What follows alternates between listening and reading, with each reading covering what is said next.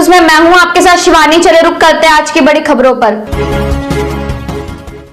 कोई करता है खबरों से आगे रहने का वादा, कोई करता है तेज रफ्तार का दावा, फिर भी क्यों दब जाती है सही खबर? ना वादा ना दावा। कर देख रहे हैं यू न्यूज इंडिया। बताते चले लगातार पिछले कई दिनों से मोहनपुर ब्लॉक में हर एक पंचायत में जाकर दिखा रहे हैं कितना विकास हो रहा है। जानने की कोशिश करेंगे कि इस पंचायत में जो है तुम्बाबेल में अभी तक कितना विकास हुआ है। 2010 से पंचायत चुनाव चालू है, लगातार 12 साल हो चुके हैं। पिछले 32 साल बाद चुनाव 2010 में चालू हुआ था। जानने की कोशिश करेंगे जो पंचायत है पिछले 12 साल में कितना विकास हुआ है। अशोक यादव जी से मैं आपके चैनल के माध्यम से ये ज़रूर बताना चाहूँगा कि इस तुम्बाबेल पंचायत की जनताओं ने जो मुखिया रहा उसके प्रति इतना विश्वास जता के सब लोगों ने वोट दिया था और चुनने का काम किया था। लेकिन न जाने अंदर में किन किन परिस्थितियों से लोगों को गुजरना पड़ता है, ये बात अब पता लगा। इतने विश्वास जिताने के बाद 7 बरस मुखिया पद पर आसीन रहा, लेकिन जनता के बीच आकर कभी नहीं गांव की सरकार जो बनती है, गांव की विकास की बात जो करते हैं, उसमें कहीं खरा उतरने का काम नहीं किया है। सिर्फ और सिर्फ धोखा, सिर्फ और सिर्फ पगड़ी और सिर्फ ब्लॉक की दलाली, अफसर की दलाली, यही काम देखने को मिला जनता को। कभी जनता के बीच में दुख सुख में साथ देने का काम नहीं किया। कभी जनता के बीच में एक कमेटी बना के गांव की विकास की गति देने का काम नहीं किया। रही बात फूलकुमारी देवी की, फूलकुमारी देवी एक स्वच्छ महिला थी, है, रहेगी, लेकिन उनके पति द्वारा जो पंचायत का शोषण हुआ, इसमें सुधार होने की ज़रूरत है। और उनके चुनाव को हम लोगों ने सभी मिल करके उनके चुनाव को सफलीभूत बनाया और मुखिया बनाने का काम किया। लेकिन हम लोगों के जनप्रतिनिधि होने के बावजूद भी हम लोगों को मौका नहीं दिया बोलने का कि कहाँ कौन सा काम किया जाए, कौन सा कहाँ परिस्थिति है, कहाँ कहाँ व्यवस्था बनाया जाए अच्छा से। ऐसे परिस्थिति में हम लोगों ने एक निर्णय लिया है कि अच्छे व्यक्ति का, अच्छे नेता का होना बहुत ज़रूरी है। तब हमने प्रण ठाना कि हम अपने जीवन काल में कभी आप किसी से भी कहीं भी मिलान कीजिए। हम चूँकि बादल जी के प्रतिनिधि रह चुके हैं, विधायक प्रतिनिधि जरमुंडी में, अभी फ़िलहाल कांग्रेस पार्टी से मैं जुड़ा हुआ हूं और मुझे मौका मिला है सेवा करने का। छोटे छोटे कामों में हमने योगदान दिया है।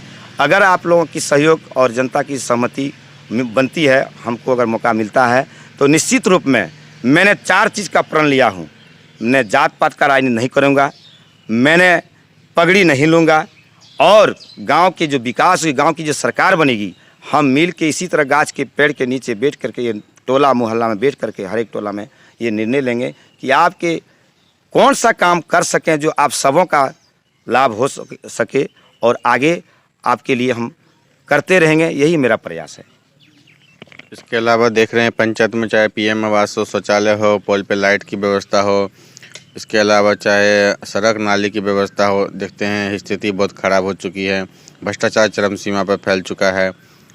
तो इन सब के बारे में बताइए, कितना भ्रष्टाचार सब फैला हुआ, काम कितना % हुआ? अभी जनता के बीच जब हमने गए, गांव-गांव जब घूमे, तो जितने कॉलोनी बना है, जितने शेड बना है, जितने आपका पुल पुलिया नाला पीसीसी जो बना है, जलमीनार जो भी बना है, उसमें सिर्फ और सिर्फ यही देखने को मिला है कि हम 67,000 का अगर शेड बना है तो उसमें हमको 22,000 का मटेरियल दिया गया है। बाकी कोई पेमेंट हमको नहीं मिला है। कोई बोले कि 32,000 का हमको मटेरियल मिला है, बाकी कोई पेमेंट नहीं मिला है। इंदिरा आवास में 10,000 रुपया पहले दिए तब हमारा इंदिरा आवास पास हुआ है।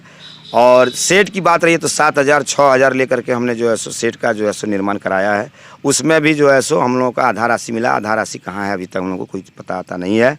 इसकी जांच की विषय हाईकोर्ट में चल रही है। वो ये चुनाव के बाद हमको लगता है हाईकोर्ट अपना डिसीजन लेगी और इसका मैंने बढ़िया से खोजबीन होगा। उसके बाद हमको लगता है अच्छा से पता चलेगा जनता को कहाँ कितना गमन हुआ है।